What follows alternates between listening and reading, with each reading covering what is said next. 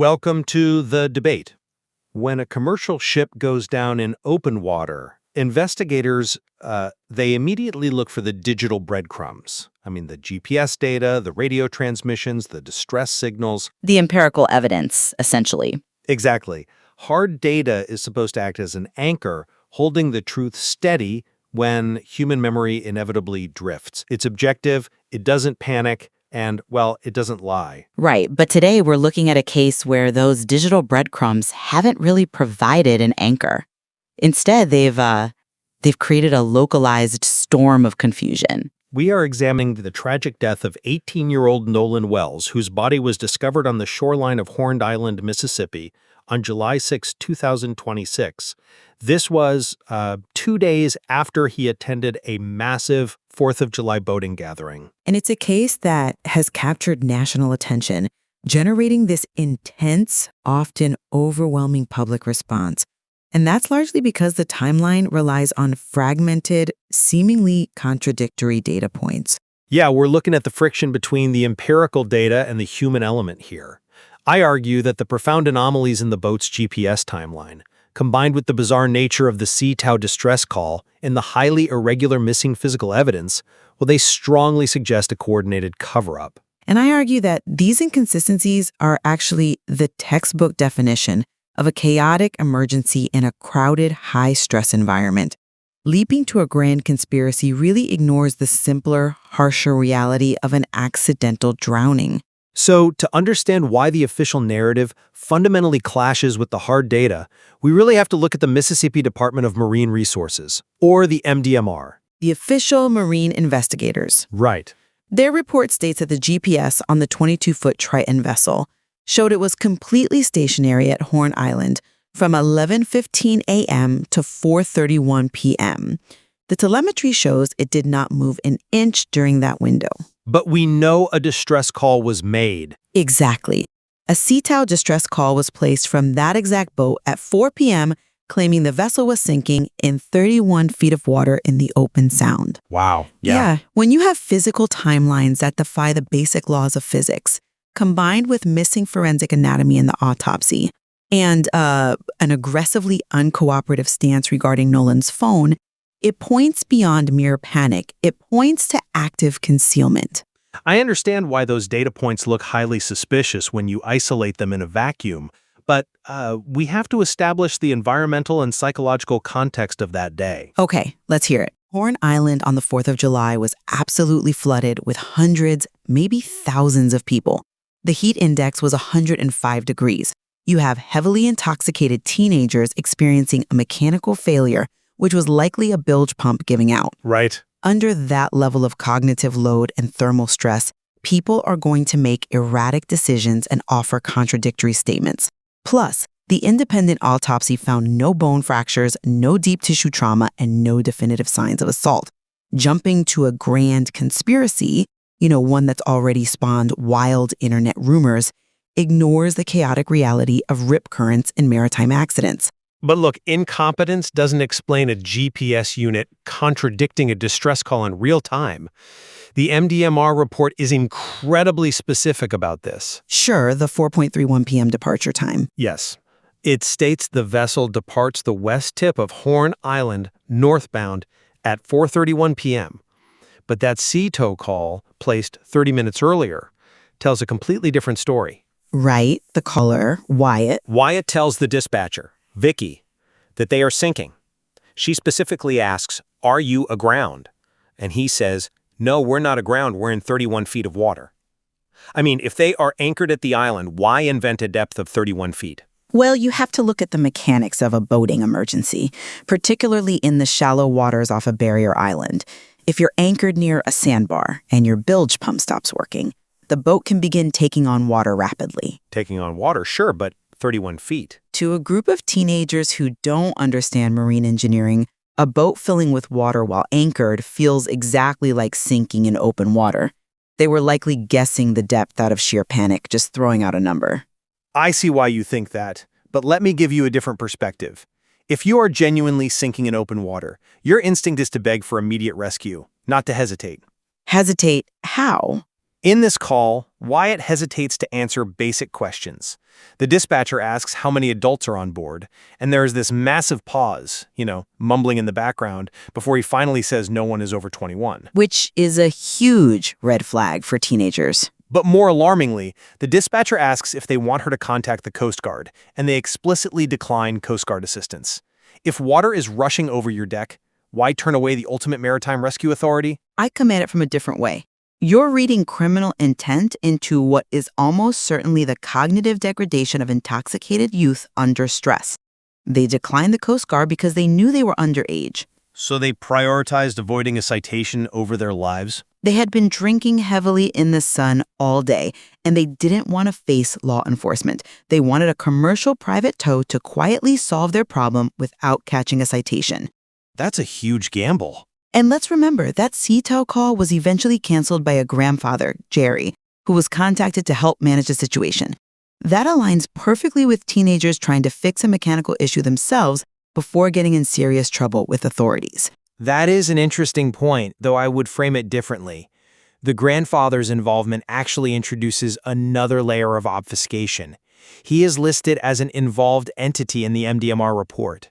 Right. And we have the GPS data showing the boat's movements after 4:31 p.m. They start traveling at speeds between 0.6 and 4.2 knots, but eventually they accelerate to 40 miles per hour toward Fort Bio. Which sounds fast for a sinking boat. Exactly. You don't drive a supposedly sinking boat 40 miles per hour. That suggests the boat was perfectly operational. Actually, marine mechanics will tell you that accelerating is exactly what you do if you have a failing bilge pump. You need to force accumulated water out of the hull. By speeding up? Fails, water pools below. To get it out, you accelerate rapidly to get the boat on plane. Okay, so tipping the bow up.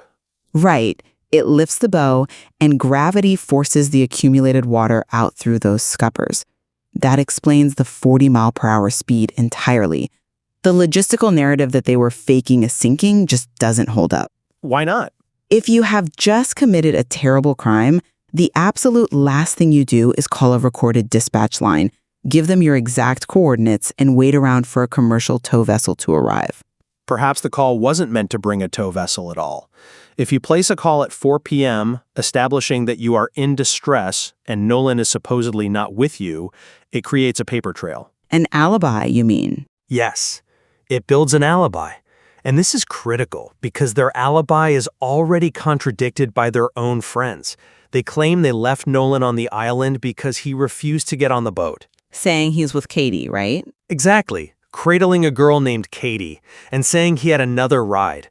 But we have leaked text messages from Katie stating explicitly that she never saw Nolan get on the boat, nor did he stay behind with her.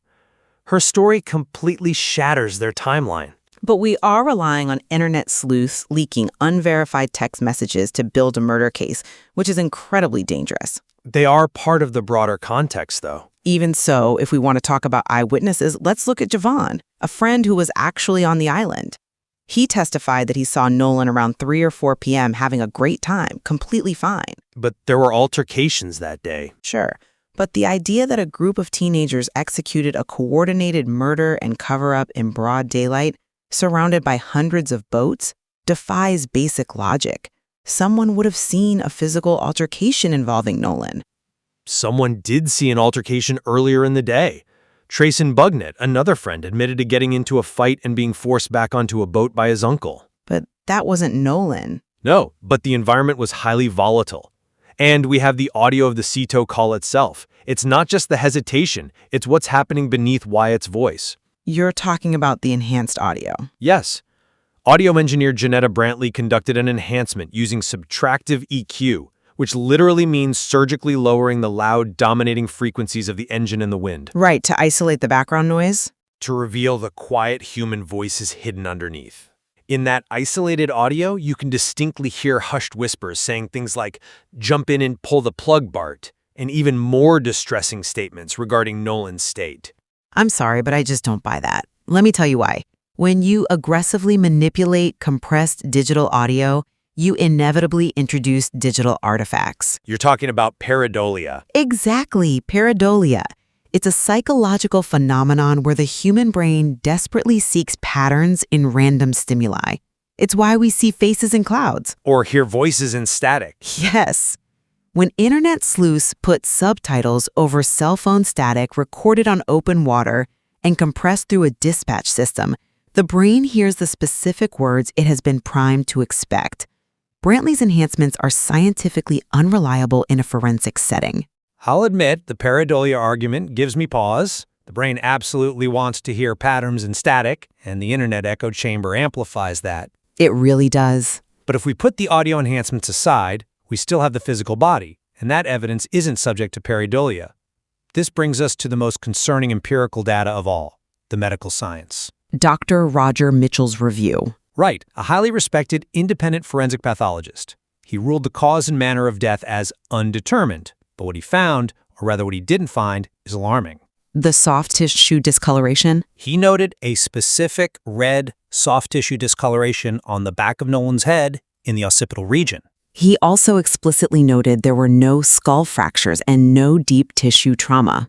A soft tissue discoloration can easily occur post-mortem as blood pools. You mean livor mortis? Yes, or simply from a body making contact with the sandy, brush-heavy shoreline of a barrier island as it washes in with the tide. True.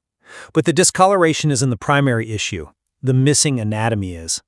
The state medical examiner retained the anterior neck structures, specifically the trachea and the larynx. Which happened in investigations. But in forensic pathology, this is critical. If a person is alive when they hit the water, their beating heart circulates microscopic algae, diatoms, into their deep tissues. You also look for frothy fluid in the airways. And for signs of assault? Yes. Conversely, if you are looking for evidence of a physical altercation, specifically strangulation, you must examine the hyoid bone. It's a tiny, fragile bone in the neck that almost always snaps during manual neck compression. So the independent autopsy was missing this. Because the trachea and hyoid were inexplicably withheld from the independent pathologist, Dr. Mitchell stated he was essentially blind. He could not confirm drowning, nor could he rule out an intervening factor. That's a compelling argument.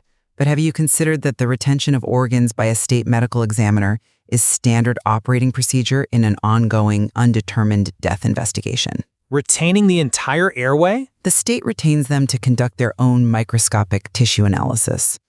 I acknowledge it is deeply tragic and frustrating for the family, but this is likely a standard pathological protocol from the initial examiner. It still obstructs a second opinion. But it is not evidence that teenagers surgically altered a body to hide a crime. They do not possess the anatomical knowledge or the surgical tools to meticulously remove a trachea on a 22-foot boat. Oh, I am certainly not suggesting the teenagers remove those structures. I am suggesting that the institutional handling of the body has been entirely opaque, which fuels the justified suspicion of a cover-up. Fair enough. The lack of transparency is an issue. And even if I grant that the missing tissue is just standard protocol, that doesn't explain the active destruction of digital evidence on the back end. The phone is where the incompetent teenager theory completely falls apart. You mean the phone left on the boat? Yes. Let's look at Nolan's phone, which was left on the dashboard of Wyatt's boat.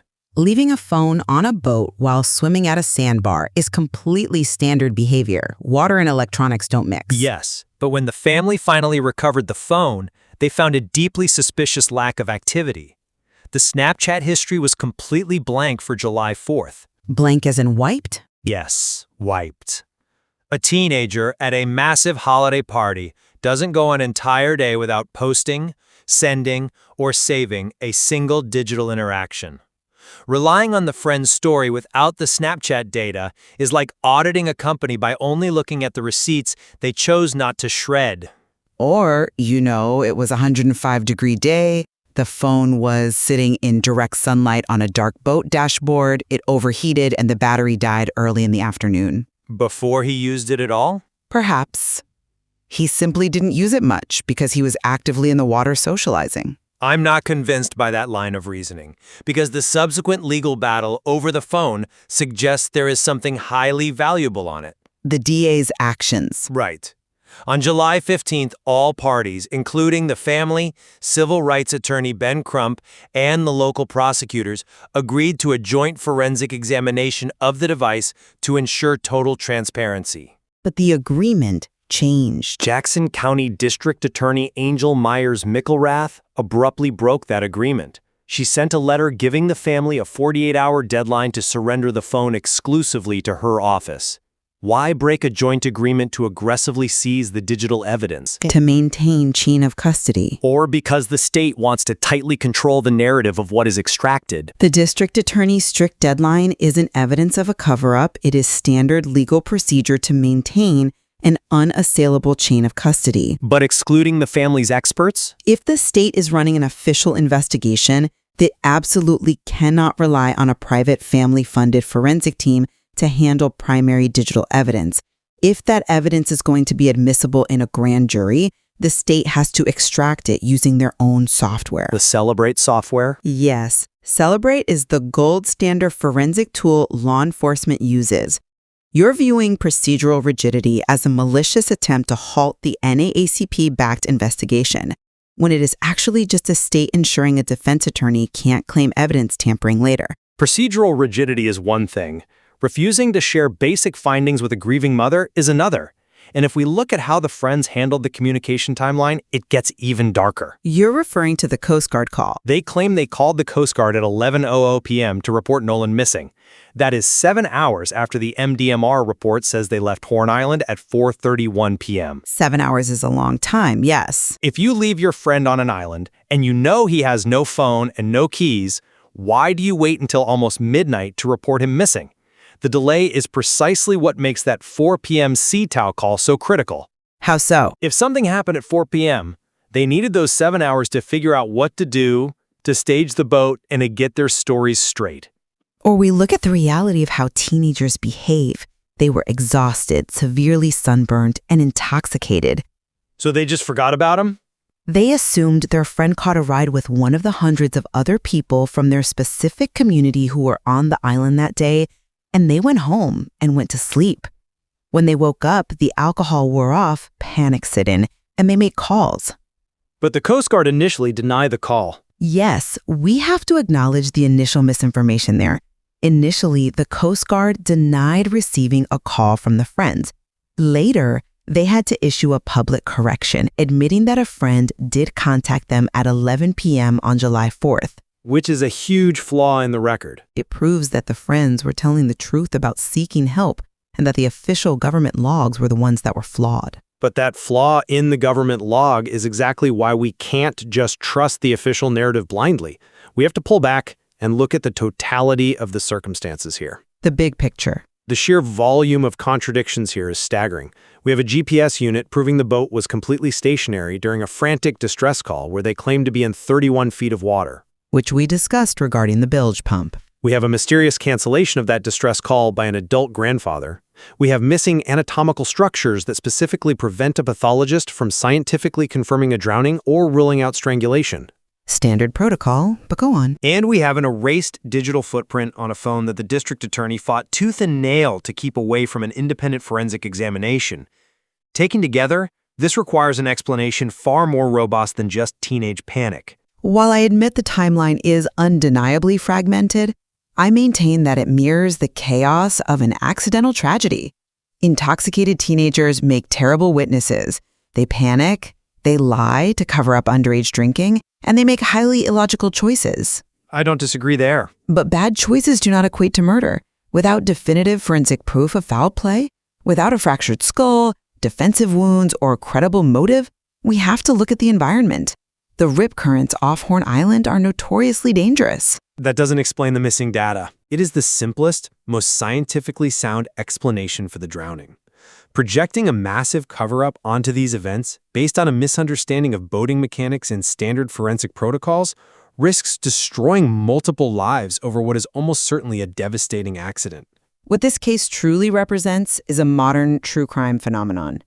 We are looking at what happens when physical evidence is mishandled and digital evidence is incomplete. It leaves a massive vacuum. And the internet fills it. Exactly. When institutions withhold data or enforce opacity, the public will inevitably fill that void with conspiracy. I agree completely. The intense public scrutiny surrounding this case and the rapid spread of misinformation demonstrates the profound danger of fragmented information. We both agree on the critical need for absolute transparency. Right, the data has to come out. The ongoing legal battle over the joint forensic examination of Nolan's phone must be resolved, and the sealed state autopsy must eventually be brought to the light of day. There is far more to explore in the ongoing investigation, and we must wait for the digital forensics to speak before drawing final conclusions. Absolutely. We just need to wait for the facts. The digital breadcrumbs are out there. We just need to be allowed to look at them. When a ship goes down, we rely on the data to tell us the truth. But when the data is locked away, the storm only grows stronger. What happens when the anchor we rely on has been severed? That is the question this community and Nolan Wells family will have to live with until the facts finally surface.